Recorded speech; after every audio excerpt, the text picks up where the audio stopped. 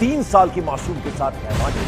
बताया गया कि 3 साल कि छोटे बच्चों को घर के अलावा अपने मोहल्ले में ही सबसे ज्यादा सुरक्षित मानते हैं। उसके साथ रेप नहीं बल्कि गैंग रेप की घटना को अंजाम। गिरफ्तार आरोपी को फांसी देने की मांग उठाई गई है। की बड़ी खबर, यूपी के शाहजहांपुर में नाबालिग लड़की के साथ बलात्कार। साथियों, मैं आपका मित्र डॉक्टर मुकेश महड़े। हमारी भारतीय संस्कृति में कहा गया है, नयस्तु पूजते रमते तत्र देवता। इसका अर्थ ये होता है कि हर उस समाज में, हर उस स्थान पर, हर उस जगह पर जहाँ पर नारियों की पूजा होती है, नारियों का सम्मान होता है, वहाँ देवता का वास होता है।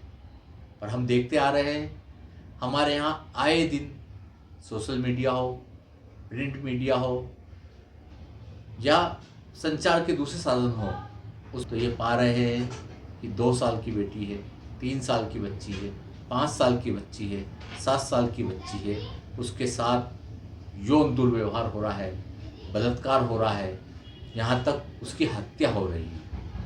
साथियों, ये बहुत ही चिंताजनक है और समाज को मुझे लगता है कि कोई फर्क नहीं पड़ रहा है। इतने ज्वलंत मुद्दे पर भी हम केवल पढ़ते हैं, 2 मिनट तक हमारा ध्यान जाता है और हम सब कुछ वापस उसी तरह के उसमें लग जाते हैं। हमारे यहाँ पर अंदर जो बच्चों के खिलाफ जो अपराध हुए, दर्ज हुए, उसमें 1,62,440 मुकदमे दर्ज हुए। वहीं उसके मुकाबले 2021 के अंदर ये मुकदमे 1,49,404 मामले थे। इसका मतलब ये है कि 8.7 मुकदमों में वृद्धि आई है। मतलब जैसे जैसे हम बढ़ते जा रहे हैं, आंकड़ों की दास्तां भी बढ़ती जा रही है, हिंसा भी बढ़ती जा रही है। ये है कि नैतिकता का ह्रास हो रहा है। परिवार में संचारों के माध्यम से, सोशल मीडिया से परिवार के साथ बच्चों का समय न बिताने के कारण, सही पेरेंटिंग न मिलना, को परिवार में समय नहीं बिताना, एकल परिवार का होना, जहाँ पे वो लोग जिस तरह की चीज़ें देखते हैं उसमें उनको उस चीज़ की शेयरिंग किसी से वो कर नहीं पाते हैं, उनको सही और गलत की समझ नहीं हो पाती है। निर्भया केस होने के बाद पॉस्को एक्ट लागू किया गया, बाद में संशोधन होकर उसमें फांसी का भी प्रावधान लागू किया गया। पर हम जब 40% मामले पॉस्को के अंदर है जहां पर बलात्कार के केस दर्ज हुए। ये सिद्ध करता है कि बलात्कार की घटना नाबालिग बच्चों के साथ, बच्चियों के साथ निरंतर तेजी से बढ़ती जा रही है।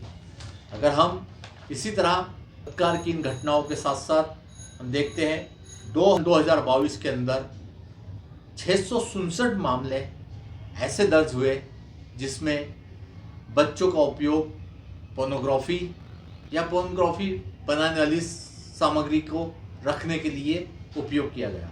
इसका मतलब ये है कि पूरे देश के अंदर जो ब्लू जहर है वो तेज़ी से बढ़ते जा रहा है। 2017 से 2021 के बीच में पॉक्सो एक्ट में 2,20,000 मुकदमे दर्ज हुए। आंकड़े ये बताते हैं कि 5 साल में लगभग 61,117 केस ऐसे थे जिनका ट्रायल कंप्लीट हुआ, जिनमें से 21,070 आंकड़े ऐसे हैं जिनमें सजा हुई, जो लगभग मूल केस के 35% थे। इसका मतलब ये है कि लगभग 65% ऐसे आरोपी हैं जो छूट गए, जो बरी हो गए, जिनके बहुत सारे कारण हो सकते हैं। सामाजिक कारण भी हो सकते हैं, आर्थिक कारण भी हो सकते हैं, सामाजिक दबाव पे भी हो सकता है।